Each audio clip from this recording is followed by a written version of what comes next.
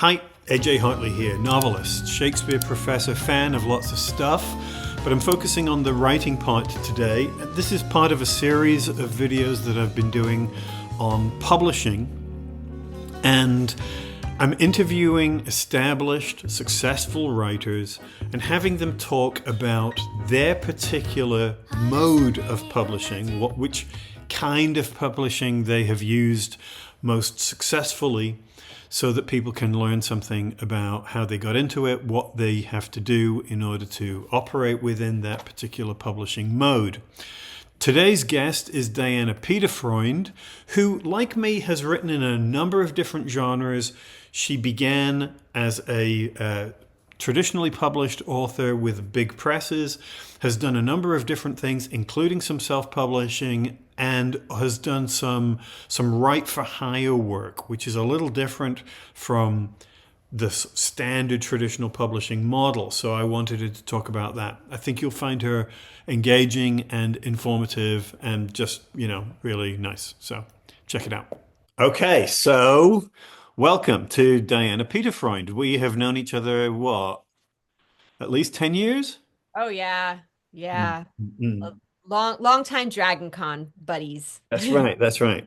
So this series is supposed to come at various aspects of publishing and talking to authors about their own experience, their own expertise, and the little niche areas that we find for ourselves that we can maybe share with people. Because I'm constantly getting questions about different routes or routes to publishing and what the best is or what fits what right. And of course, there is no best. There are whatever we do. So let's talk about you. So you began traditionally published. Yes. This Yes. is with the Secret Society Girl. Yeah. Books. And so those came out from Random House, sort of in the middle of the knots or aughts, the 2000s. Mm, And it was sort of at the end of the wave of chick lit. So they were published as chick lit novels. They had, candy colored covers. And they were a story about a girl in college who joins sort of a skull and bones style secret society at Yale. And they were funny, they were light, they were sexy. They definitely, I intended them to be sort of chick lit books. A couple of years later, maybe about like 5 or 6 years after the series ended, the term new adult sort of came into the industry. And when that term was first coined, like there was an essay about it by these editors at, I think it was St. Martin's Press, and they used my book as an example. And I was like, always before my time. It was a huge force in the industry, these college age books. And I was just like, man, I just missed it. Um, mm. and then I went to YA. Before we Oh, before we move on from that, sure. let's talk quickly about how you landed that first publishing deal. Were those the first books you wrote? No, after I graduated from college, I wanted to be a novelist, but I'd never finished a book. And I went to I read all these articles and books about publishing, and they talked about how some of the shortest books that were published were category romance Mm, novels, which are a particular kind of romance novel that were published like one every month and then sold like magazines by, Harlequin. right. And they were only 50 or 60,000 words. And I thought to myself, well, I like romance novels, and I do. I love romance novels. And so I bought a whole bunch of them and I read them all and I studied all of the sort of guidelines and I wrote one. And then after I wrote it, I said, well, now this is worth it for me to spend the $100 that it costs to join Romance Writers of America, which is one of the few writing organizations that you could join at the time as an unpublished writer. So I joined my local chapter in Tampa. I went religiously every week. I met all of these authors. I learned about query letters and agents and royalties and how to write a synopsis and all of these things. And I wrote 4 category romance novels and I dutifully sent them off to Harlequin and they all got rejected because it turns out that I was not very good at writing category romance novels, which were for a very specific audience. They're kind of like the sonnet of like books, like they had very particular genre expectations that you were supposed to hit. And the people who could do that and do it really well were able to sell to that market. And I was writing romance novels, but I was maybe writing them from a much younger perspective than maybe that audience wanted. And so when I stopped doing that and I wrote this first person, sexy college romantic, but not a romance novel. Um, I got an agent really quick. It was an agent that had looked at one of my previous books and rejected it and said, "You're a good writer. This isn't it. Send me something else." And so I sent her just the proposal for this for Secret Society Girl. It was like 70 pages, and she signed me. Like Wow. she, So, she so offered. initially you were submitting to Harlequin without an agent, Yeah, because it's one of the places that was taking writers over the transom. right? And while simultaneously looking for an agent. I looked for an agent with the fourth book I wrote because it was it could also have been published as like a single title romance. I had been submitting it to these contests with RWA. I was learning a lot about the industry and about where things could fit. So I did look for an agent with my fourth book. Mm-mm-mm. And Um, and do that didn't go anywhere. I sent out like 30 packages. This was back when you had to send them out, in the mail, with, it was a lot of postage actually, with like a self-addressed stamped envelope and a lot of printing. And I sent out like, I think it was like 30 of those. Um, it feels, I mean, when we talk about this stuff, it wasn't that long ago, but it it feels like wasn't. the It was medieval period. 2000 and it was 2004 and 2005. Yeah. So Yeah, it was I feel 20 years like ago. I recently discovered in the basement some of the first novels that I had published, and hard copy, Mhm. covered in like blue pencil edits. Yeah, and And like the coffee ring, like the coffee mug ring. yeah, yeah, as that manuscript going back and forth in the mail, Getting crumpled. Yeah, it was none of that the, happened to the me. babies, they don't know how easy they have it. Like it was like $60 to Yeah. look for an agent. It costs money. Mm. So yeah, but then, the second time she read it, I remember I wrote her and I said, "This book isn't done yet, but I've started pitching it at conferences and sent it out." And I sent her that email. We had actually met at a conference after she rejected my book. Like we'd met at a cocktail party and I was, schmoozing and networking and stuff. And she said, "Sure, send it to me." And I was at work. I was at work at my office in DuPont Circle, and I sent it to her. You were in DC then? Yeah, I was in DC, and I took the metro home to Silver Spring, and I saw my boyfriend. I was like, "You have to see, I have an email from this agent," right? I was so excited. And I went to open up my email on the computer, and there was another email from her, and she was like, "I love it. I would like to represent you. I think we could sell this on Partial." Wow. So So we let- did. let's let's That's talk what about happened. that. Yeah, What we does it mean to sell something on partial? Because it's not right. something I have generally done. No, and in fact, I'm very unusual among writers I know because I've actually never sold a complete book. Um, Yeah, that's fine. It's fine. I don't dislike you for that at all. well, and I'm really very scared though, Andrew, because I actually finished the first book I've ever written since I've been published on spec with, and also like not that that I haven't. I'm not planning on self-publishing because that's a whole other conversation. Mm. But I just finished a book. It took me 2 years to write. I just finished, like, wrote the end yesterday. I've got to do some edits now, and I'm really nervous because I'm like, this is 2 years of my life. Like, I don't have a contract for this thing. So, yeah. Anyway, so on Partial, um, it's how it's you write, like maybe 60, 75 pages. You write a synopsis, which is sort of an outline of what you plan to do for the book.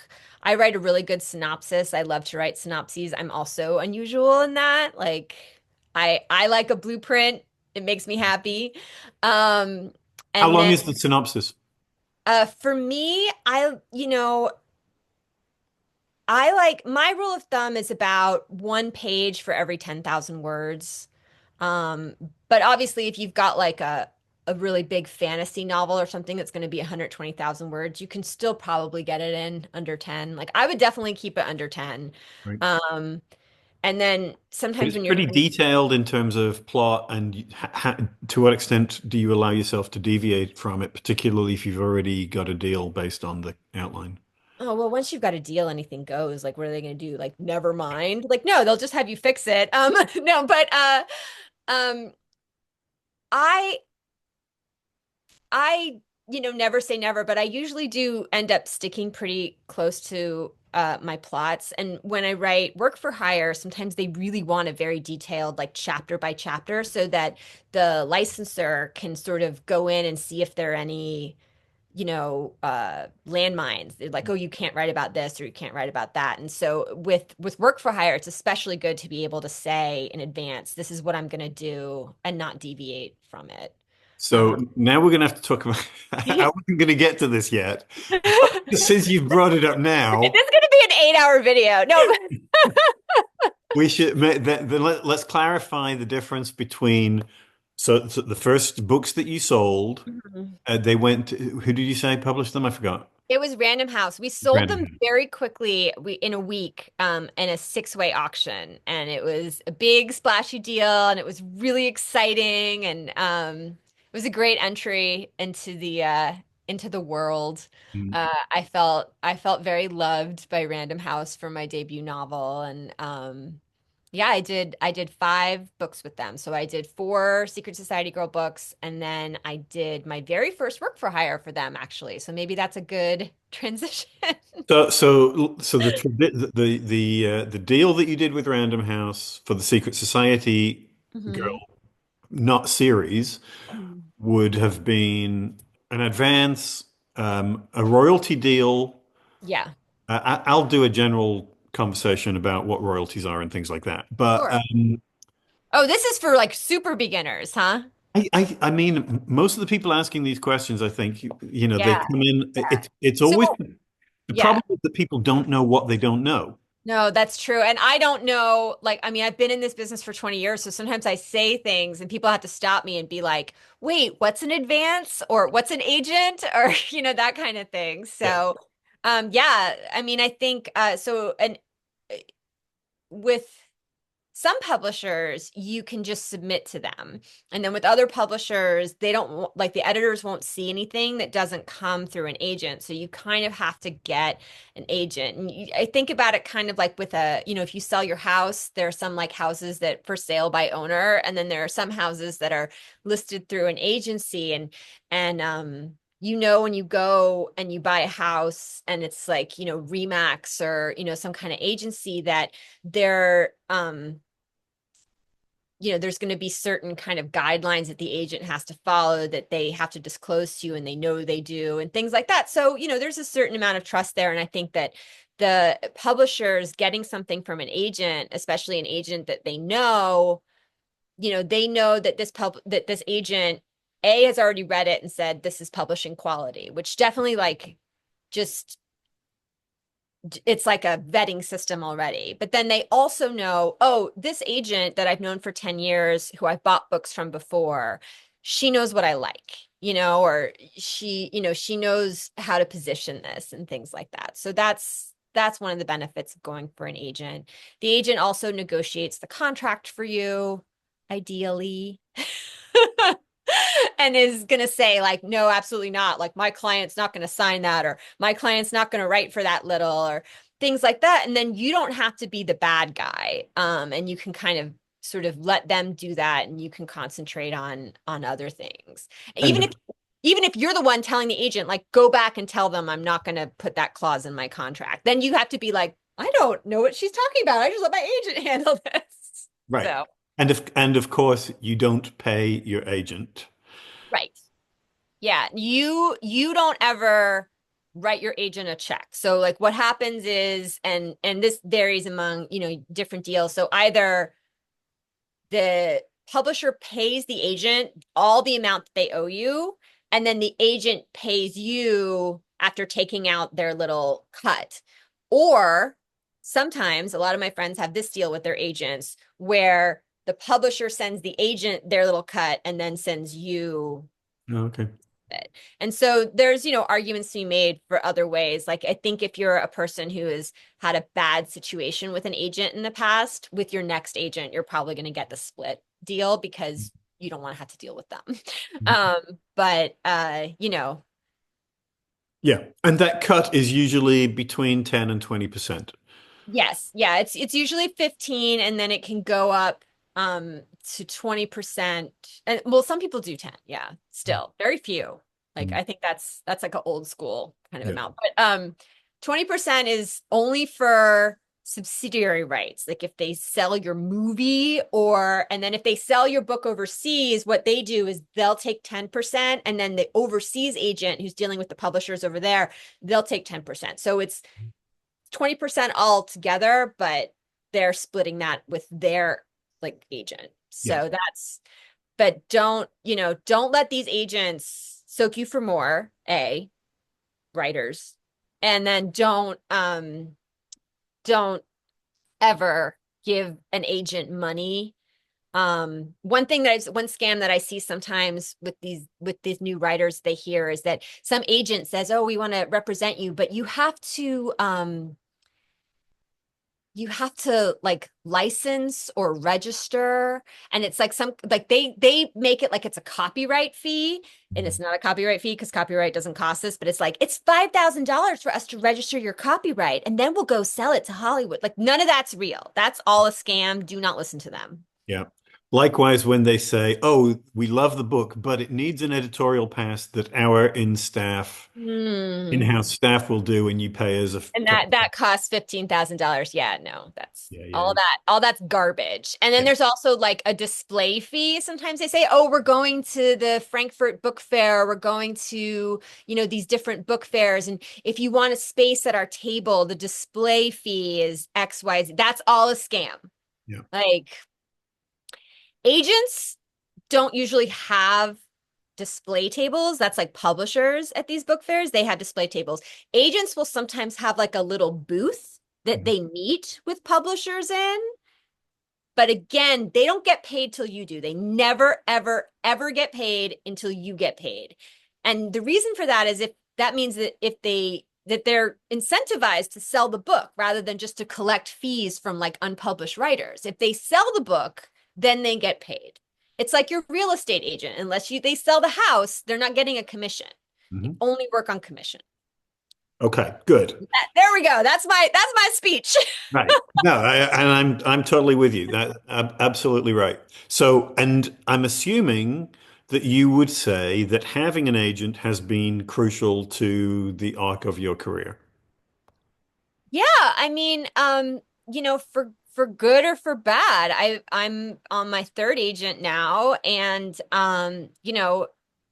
sometimes the relationship has been great, sometimes the relationship has not been great. Um, you know, Sometimes an agent doesn't see you the way that you see you. Mm. And in that way, it can actually be really limiting. I have a friend who's an actress, and we had the same conversations. And she's like, if they don't see me for the part, if my agent doesn't see me for the part, they're not going to send me on Mm. that audition. They're not going to call that producer and say, "Oh, can she come read for you?" And I definitely I get that kind of sense. And one of the things that I really appreciate about my current agent is that she's been a reader of mine for a number of years. And so she knows that I can do a wide variety of things. And I just got a book deal through her that I told her I was like, I'm not in the mood to do any more work for hire. I don't want to do any more licensing stuff right now. And she was like, absolutely, like concentrate on your original work. Like, that's great. And then like a week later, she emailed me and she's like, "Okay, I know you didn't say any work for hire, but I know about you that this is like one of your favorite topics in the universe. Do you want to take this call?" Mm. So I did. But like for an agent who maybe didn't know me as well, she might not have thought of me for this job. And this is we were saying before we started recording, this is one of the reasons we get along because we both tend to sort of move around in terms of genre and age group.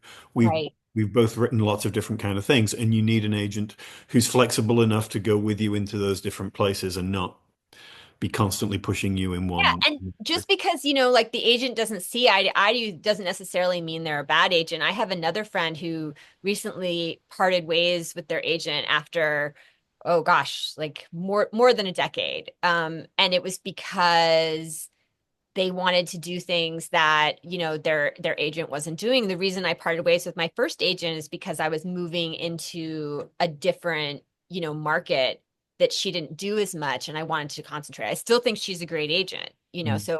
so it doesn't, it's kind of again with the real estate agent thing. If you're selling a house and the real estate agent you have is like office buildings, like not gonna work out. Like doesn't mean they're a bad agent for office buildings. It just means they don't know anything about your little cozy bungalow. Right. So let's talk about the work for hire thing. How did you transition into that, and what exactly is it? Oh, okay. So work for hire is basically what it says on the tin. It's means that the publishing company or sometimes the owner of the intellectual property has hired a writer to just write whatever the idea is that they have. So if you think about it would be sort of similar as being hired to be a writer on a TV show, right? The TV show is going to exist whether or not you're writing for it, but then you can get credit for the episode and you can be sort of a part of that thing. So write for hire projects are extremely popular right now, even more popular than when I started doing them in 2010. And it's sort of the same way that intellectual property, like IP projects are really popular in Hollywood right now. They're really popular in publishing right now. So, there's lots of stuff out there that's like Star Wars or, anything Disney, and then just lots of things. So some of the IP and work for hire properties I've done is I did a novelization of a movie. That was the project I did for Random House. And the movie I did was Morning Glory, which is a comedy about a newscaster played by Harrison Ford and his producer played by Rachel McAdams. And it was kind of like The Devil Wears Prada, but set in a newsroom kind of thing.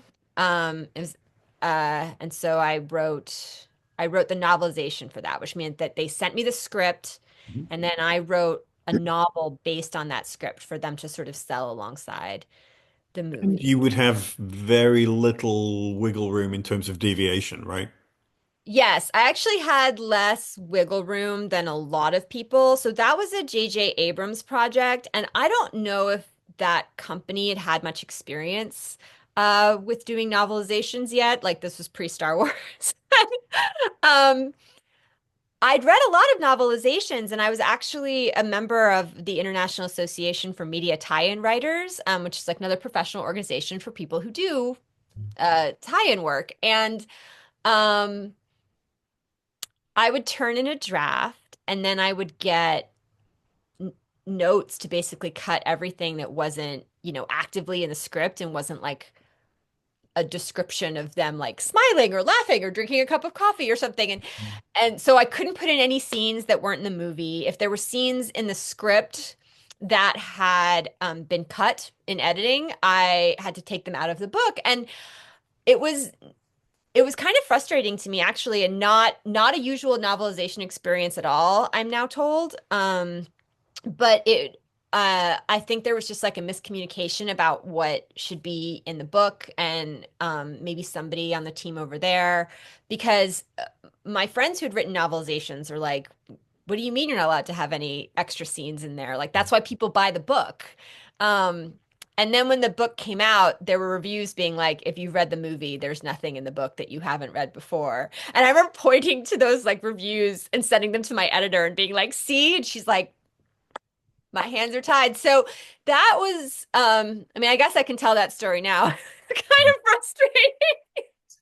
I mean, I've heard similar stories from other because I've never done that kind of novelization, but I know people who have and who found themselves similarly limited both by the script and by the changes to the script and Yeah. being allowed to add anything that wasn't already there. I think it's just a misunderstanding of why a person's going to buy the novelization, right? Yeah. Like I think if a person buys a novelization, which is an art form, Mm. um, and it's a very specific art form, that person is a fan of the movie, right? I have this amazing novelization, and I'm totally forgetting who the writer was, of Goonies. Hmm. And I love the Goonies, and I have the novelization of the Goonies. And in the novelization, it goes into great detail about what happens with Chunk and Sloth after the end, like after they get the treasure and stuff. And Sloth ends up like getting adopted into Chunk's family, and he gets bar mitzvahed. And there's like all of this really great stuff. So if you're a fan of the Goonies, there's like extra meat in there for you to know what happened to all these kids after the end of the story. And I think that's why people would purchase a novelization. So as a writer, I'm going to want to put that extra stuff in. And, Mm. that's just like my note to any production companies. Like, this is why people want to read novelizations. So let your writers, just stick in some things. Although now, who knows? Because now everything's up for a sequel. Maybe they'd be like, no, you can't write that because we're putting it in a sequel. It's Right. going to be Right. Lost Bar Mitzvah. Like, I don't know. And what about how is the contract and payment structure different for the right for hire work than for They're the traditionally published novels that you were writing by yourself? Well, they're usually pretty short compared to the original ones because the original novels will have in all this stuff about non-compete clauses. You're not allowed to write anything else about this topic for 6 months or a year or, et cetera. Or they'll have, we can see your next book, whatever it is. So they kind of try to lock you in. And then there's all these things about subsidiary rights. And when you're a work for hire, you're really just you're a pen. So the contracts are usually really short because you don't have any rights to decide. You've given them all the rights. Like the copyright's not usually even in your name, it's in the name of, whoever owns the license. So the contracts are usually just a page, and it's just like, you write this, we'll pay you this, the end. And what about royalties? Oh, well, some work for hire are flat fees, and then some work for hire has like very small royalties, like 2% or something, whereas usually it's going to be in the 8 to 10% range, depending on the format. And then sometimes it's normal royalties. I know some people who are doing work for hire from large companies and getting normal royalties. I don't know if I'm supposed to say these things, but then,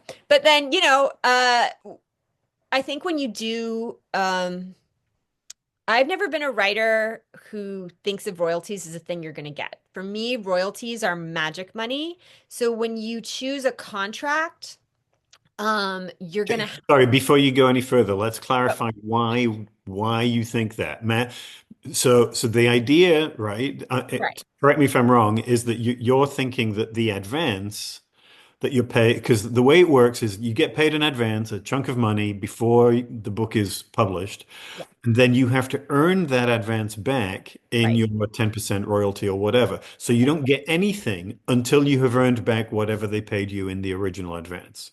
Right. So, like, to do the math really simple, if you sell a book for $10,000 and they're selling that book for $10 and you have a 10% royalty, that means for every copy of the book that they sell, you get $1. That means you have to sell 10,000 copies of the book before they give you, and then when you sell the 10,000 and first copy of the book 6 months later, you get $1.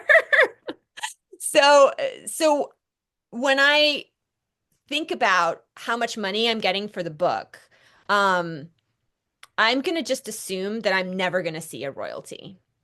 And royalties are going to be like a bonus, like Because this. and that happens a lot, right? The Yeah, book never earns out. right. The advance is yours to keep, whatever Yours they to pay keep. you. So if you sell that book and they only sell 500 copies, you don't have to give them $9,500 back. Like, you get to keep it. That was the bet they took.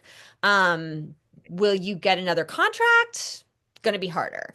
But that's why, it's great to have royalties on a work for hire if you're if your flat fee is big enough, you might just be like, have fun with that and like write your book, give it to them and like ride off into the sunset, like it's not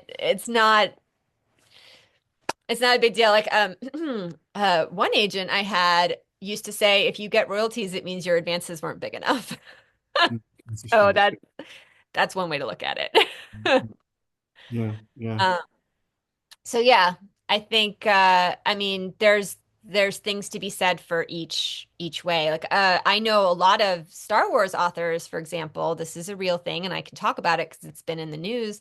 A lot of classic Star Wars authors that were writing Star Wars tie-in novels in like the 80s and 90s and stuff are currently in a lawsuit with Disney right now because Disney bought like or inherited the rights to all of these old Star Wars novels from tie-in novels, and those people had royalties Mm.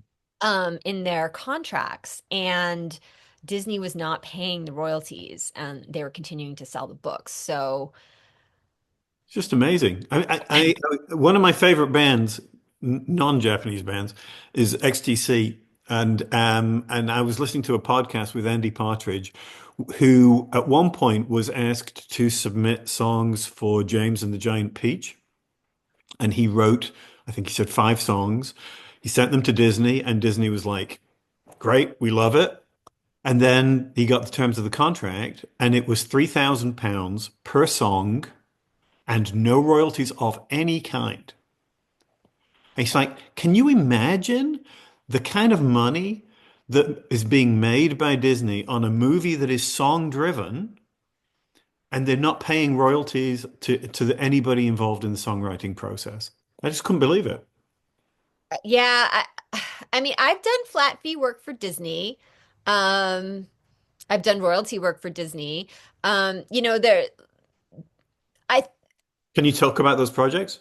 Oh yeah, sure. I did last year. It just came out. It's called All Is Found, and it was a 10th anniversary celebratory anthology for the Frozen cinematic universe. And it was sort of helmed by our dear friend Mary Mancusi, who does a lot of tie-in work for Disney. And we all basically got to imagine something in the Frozen universe. And they were short stories, and it was so much fun because Frozen was the first movie that I ever took my daughter to when she was a Mm. toddler, and it was very special to me. And so my story was called Anna of Arendelle and the Silver Skates, and it was sort of an homage to Hans Brinker and the Silver Skates. And it was about this time that Anna snuck out of the castle when they weren't supposed to leave and joined an ice skating race down in the village. And so it's this fun way to sort of engage. And I do like the idea that now I've contributed in some tiny little way to this movie that meant so much to my daughter. That's cool. Yeah, yeah. And you've done other right for hire work. Yes. The most fun that is out is I did this series with Abrams in 2019 through 2021 called The Clue Mysteries. And basically what they did is they asked me to sort of re-envision the board game Clue in a modern boarding school. So like sort of the brief, which is, sort of the description or the assignment that I got was give Clue the Riverdale treatment. So kind of make it very modern, make it very over the top, and make it teen. So I wrote these 3 mysteries. They're called In the Hall with the Knife, In the Study with the Wrench, and In the Ballroom with the Candlestick. And they imagine the characters from Clue, Scarlet and Mustard and Green and things as teenagers who are involved in a murder mystery in their dorm, which is this obviously mansion that bears a striking resemblance to the Clue books. And I had so much fun with them. They're really funny. They're really over the top. I was able to make the Colonel Mustard character. He was in ROTC, and I made Scarlet like the school queen bee, and Mr. Green was sort of the townie scholarship kid, and they all kind of had these counterparts. And I am a huge fan of the movie Mhm. Clue. It was something Tim that my Burton. family and I watched over and over growing up.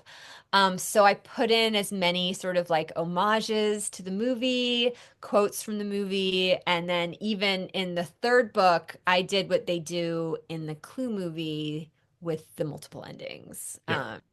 And that was so fun. I think I had just sold that the last time we saw each other at Dragon Con because I was asking for your advice because I'd never written a mystery before. Oh, that's right. That Yeah, was we do that it. was my Yeah. first like straight, like murder mystery. And I remember that I was describing to you kind of what they were looking for.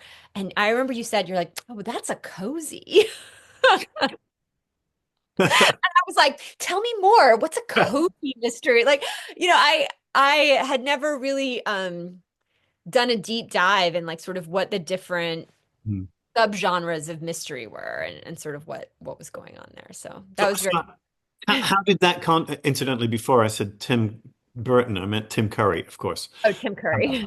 But how did you get that deal? Did they approach you or Yeah, so I think that my agent she'll occasionally like, she talks to editors and stuff and she's like, "Well, what kind of IP projects are you hiring for right now?" And then that one I had to audition for. So they gave me one brief and I wrote a chapter. Mm, And I assume a lot of other people did. I've actually talked to some people who also auditioned and they were like, "You got the Clue job." So it's very common to audition for these things. You're not usually, well, sometimes you're invited, but then other times, they just put out a call and you audition. And I've auditioned for things that I haven't gotten and things like that. So they put out a call, a bunch of us auditioned, and I think they liked my take on it the best. And they hired me. And so I got to write, those three books. And in listen. that case, what it was is that um Hasbro, the game company that owns Clue, had partnered with my publisher Abrams. And Abrams, I think, had bought a license from Hasbro to write these books. And then so my contract was with Abrams. Mm, Um, so that's kind of how that went. And I think it's different, when the company is the publisher. So, like Disney, right? So Disney has their own publishing company, and that's kind of a different sort of contract. right. But I just love doing Clue because they were very free with me. I could basically invent anything I wanted, and the people at Hasbro were cool with it because over the years, anyone who's a fan of Clue knows that they'll reinvent it. They'll be like, "Oh, Mr. Green is this," and "Oh no, he's a pastor. Oh no, he's, a But inventor." when I was a kid in the UK, Mr. Green was Reverend Green. Right, he was Reverend Green. And then one thing that was really fun for me is that a lot of people don't know this because it's a relatively recent sort of renovation of Clue is that they got rid of Mrs. White, the maid, and Mm. they put in this new character, Dr. Orchid, Pink. Um, and she's a poison specialist, I think, or something. And so in the story, they were like, "It's gonna be Orchid," and I was like, "Orchid?" And then I went and got down my, Clue from 1985, and I'm like, "Who's Orchid?" Like, there was no Orchid. So, Orchid, of course, is one of the main characters in my books because now it's Orchid, Plum, Mustard Green, Peacock, and Scarlet, and I decided I was going to put in a Mrs. White as like the dorm mom, Yeah. just as a nod to that character who kind of Mm, used mm, to exist. But yeah, they kind of let me sort of invent anything I wanted to. I was able to make the characters like more modern, more diverse. Uh I was able to, give them romances. And then I decided that I was going to name as many of the other people that went to that school after colors as I could. So the other characters are named things like Violet and Tanner and things like that. So if anybody wants a name based on a color, I know all of Fern, you name it. So Nice. it's funny too because people will come up to me like later and they're like, I read the Clue books and Mr. Green was Vaughn Green. And they're like, it took me the longest time to realize that that was why his brother was named Oliver Yeah. because it was green. So yeah, they were really, really fun. I loved writing them. And Abrams was is such a beautiful company to work for because to write for because they got their start as art books. Mm. So they still have a really big interest in design. And this was kind of before kind of the current trend of everybody's getting sprayed edges and everyone's getting interior artwork and stuff. So people were really cheaping out on books sort of in the late teens. They were like, everyone reads ebooks anyway. And so books had sort of stopped being beautiful in a way, but not at Abrams. They were making beautiful interior design. They were making, I had text messages in the book and they made them into little bubbles and things like that. And they did a great job. They're really pretty books. I don't want to sort of push you to talk about things that you don't want to talk about, Sure. but one of the things that I think people are always asking is how writers make a living. And Oh. it's, and the Do question, writers say, I want to know that, Andrew. Like, do you have the answer? but I mean, I think there's wild misconceptions about how much money people actually make. And again, I don't want to get granular on this, but for these kind of deals, are we talking about money you can live on? Are we talking about grocery money? Are we talking about something in between the two? Um, there have been years that I've made like lots of money, like six figures writing, and there have been years where I've made four figures writing. A lot of uh a lot of work for hire is lower, but there's also a really quick turnaround Mm-mm. and you pound it out and then you're kind of done with it. Right. In a lot of cases, they don't even want you to promote it that much because it's not you that's being promoted, it's the property. Right. So sometimes you can write these things and then you never have to worry about it. Like sometimes they don't even send you copy edits. That's obviously not the case on something where I came up with the concept, like the Clue books, but there are other things where you just write it and then you send it off and then it's done. Oh, Um, and obviously there are some people who've made like quite a lot of money on work for hire projects, particularly ones that are really big and splashy and you know you can go look at the New York Times list and there are people who have hit the list for doing, their Star Wars book or their Marvel book or, whatever it is. And then there are ones that, don't make a lot of money.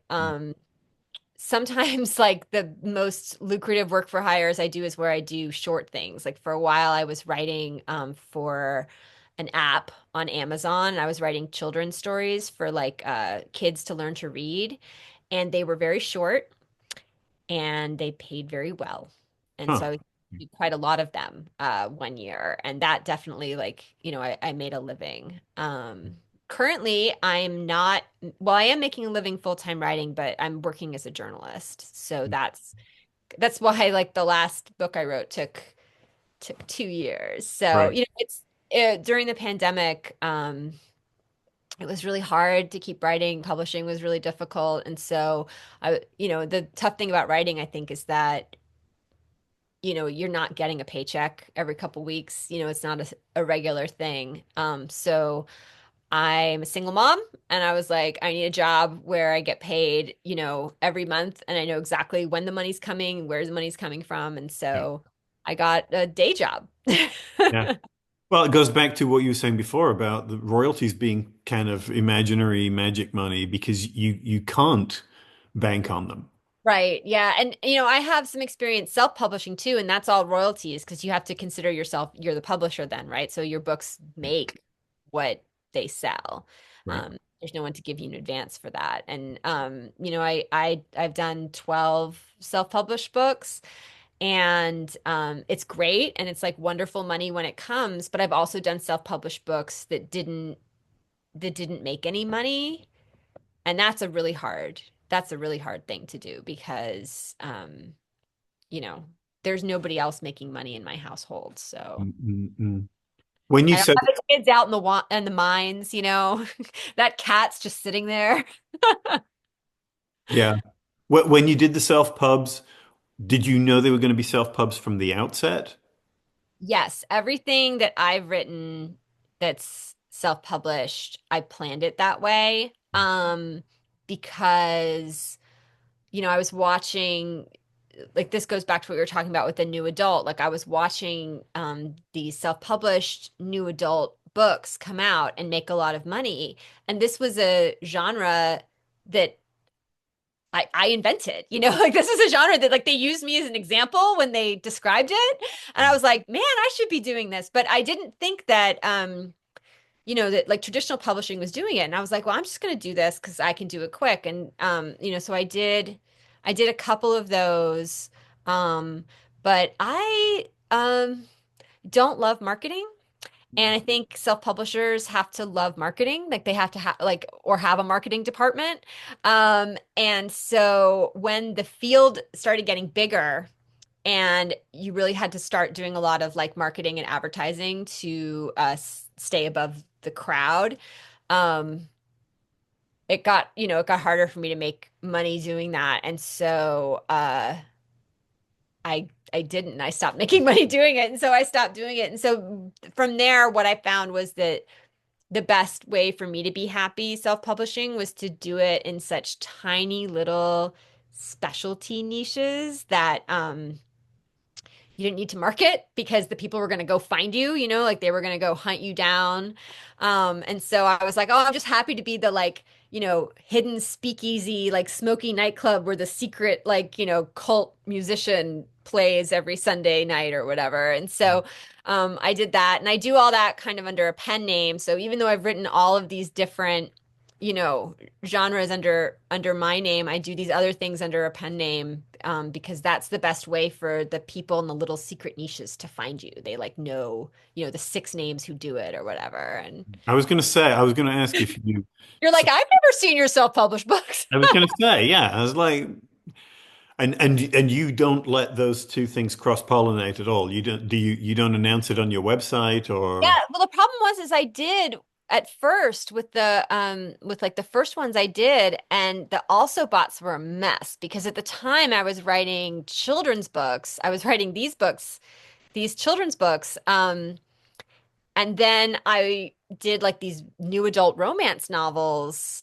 And when you went to like the Amazon page to buy my romance novels, the also bots were like middle grade novels, which just meant that if somebody else was going to buy a different new adult romance novel, they wouldn't see my romance novel advertised to them because my romance novel was getting pushed in with middle grade novels, and people who were going to go buy someone else's middle grade novel are not going to buy this romance novel, yeah. So that was kind of the difficulty there. And so I was like, oh, if I ever do a pen name again, I'm not going to tell anybody, that it's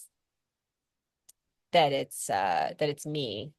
It is funny though, because I've talked to some people who are like, oh, I read this book. And I was like, oh, that was me. I wrote that. So yeah, it is like a funny little thing. But I haven't even done that. I haven't done that. I think the last one I did was 2021. Mm. It's been a while, I did, my last Clue book came out in 2021, and then I wrote, I don't know, maybe you should cut all this out. Sit there and tell you about my trials. I wrote I the think, but the trials are part of it, right? I wrote the Frozen story. I wrote a comic book, which was really fun. And that came out. I actually sold two comic books, but the second one is sort of in production hell because when you sell a comic book, talk about a long production time. They have to draw it, they have to color it. There's like a lot going on there. Did you Um, devise that, or was that also a kind of right for hire kind of thing? That one was a write for hire, but the way I got that one is during the pandemic, my pandemic project was to teach myself how to write graphic novel scripts because I love graphic novels. And so I read a bunch of books about them. I really recommend Scott McCloud books about how to write. I read that. I read this book called Panel One, which was really good. It was about, I just, and I took classes and things and I wrote this beautiful graphic novel that I still love and I would love to sell one day. And we sent it around and we got pretty close at a couple places, but it's hard, I think, if you're not the artist to sell a graphic novel. Mm.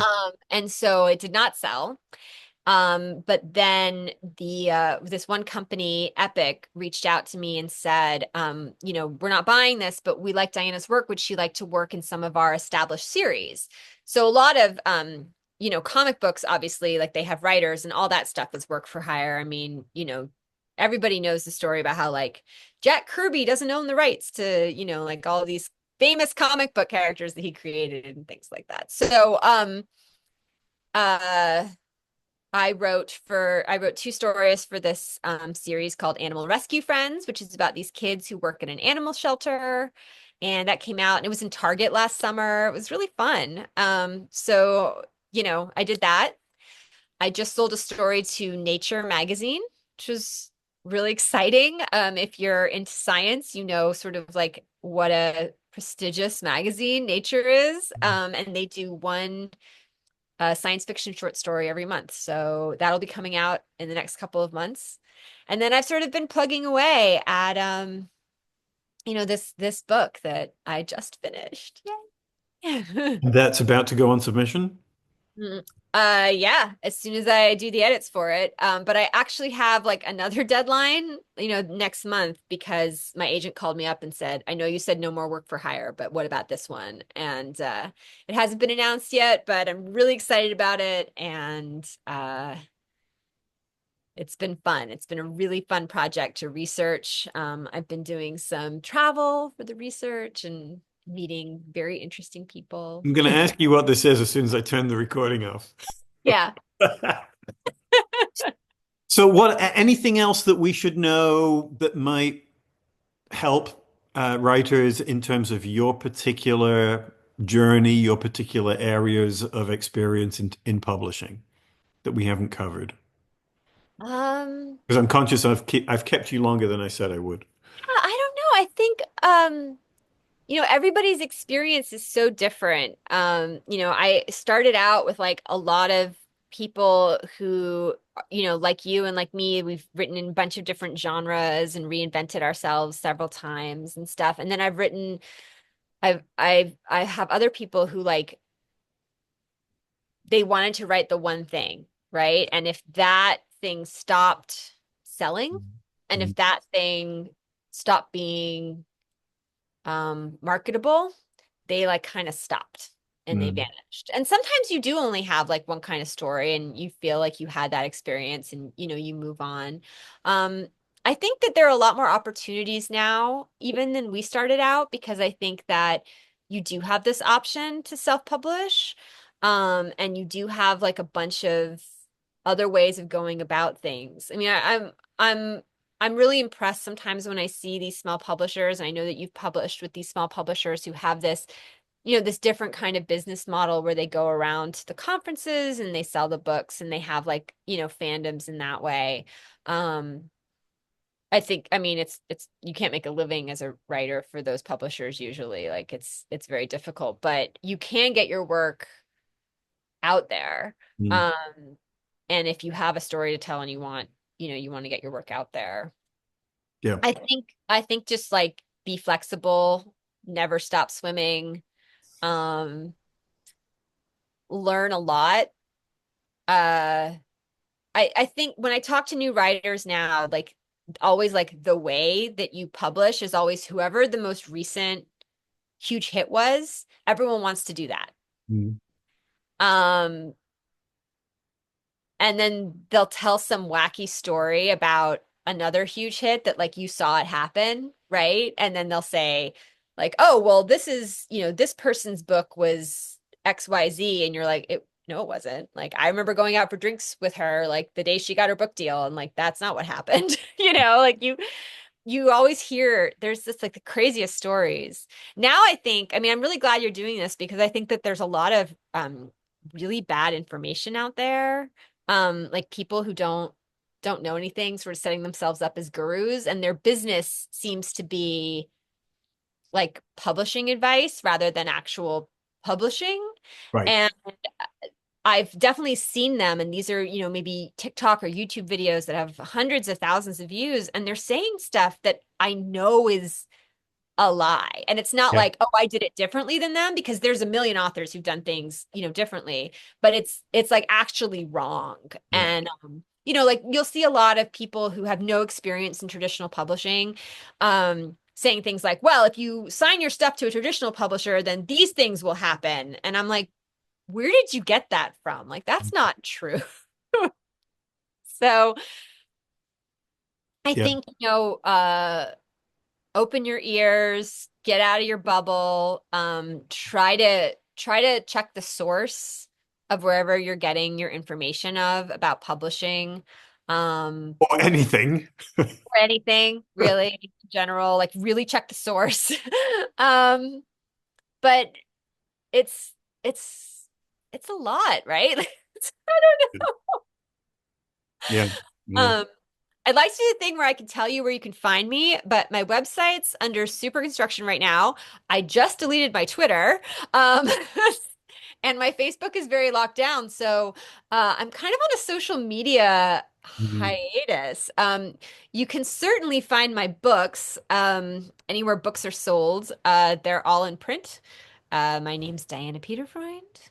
Um, I don't know. I can't usually do the. I'm usually like, I'm on Twitter here and my website's here, and I'm like, can't really go anywhere anymore. Like, Yeah. Yeah.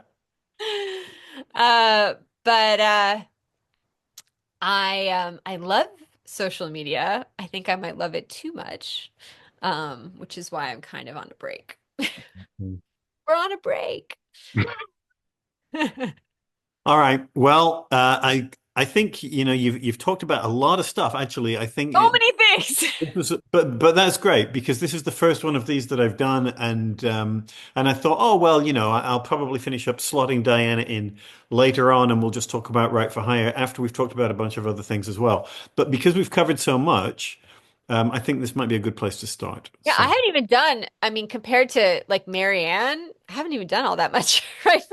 yeah, yeah, yeah. But yeah, it's been fun. I thought I wasn't going to do anymore, and then I just signed two more books, so who knows? Yeah. They That's keep dragging me back in. All right. Well, thank you so much. I really appreciate you taking the time and sharing your insight, your experience.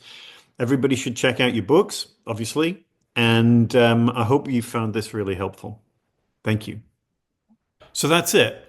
As you can see, Diana really knows her stuff. Show your support for her by buying one of her books. That would be good. All right, that's it. As ever, please like, comment, subscribe, check out my Patreon page, and thank you to my patrons who make this channel possible. Check out my books, of course. Check out my merchandise, and stick around. Feel free to suggest questions or that are specific to these videos on publishing, and I will be doing some more of these in the near future with other writers. Thanks. Talk to you soon. Bye.